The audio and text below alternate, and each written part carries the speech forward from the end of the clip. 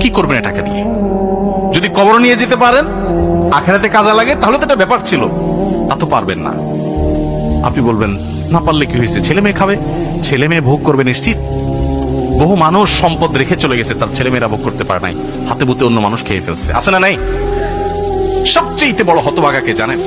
আল্লাহর জমিনে সবচেয়ে বড় দুর্ভাগা, সবচেয়ে বড় বেয়াকুব এবং নির্বোধ মানুষ হলো সে, যে যাদের জন্য চুরি করবে তারাও সে দায় নিবে না। কিয়ামতের দিন ছেলে আয়সা বলবে না, আব্বা চুরিদারি ডাকাতি 2 নম্বরই যা করছেন, ঘুষ সুদ যা খাইছেন, আমাদের জন্যই তো খাইছেন, আল্লাহ আমার আব্বারা জাহান্নামে দিয়ে না, আমাদের নিয়ে যান। বলবে না ভাই, কোরআন বলেছে ইয়াউমা ইয়াফিরুল মারউ মিন আখিহি ওয়া উম্মিহি ওয়া আবিহি ওয়া সাহিবাতিহি ওয়া বানিহি। সন্তান বাপকে দেখে মাকে দেখে পালাবে, যে না জানি আজকে কোনো কিছুর জন্য ধরে। সবাই ইয়ানফসি ইয়ানফসি করবে। যাদের জন্য চুরি করবেন ওরাও দায় নিবে না। আপনার মতো নির্বোধ কে হতে পারে? সন্তানকে চুরির সম্পদ দিয়ে বড় করবেন না, সততা দিয়ে বড় করেন।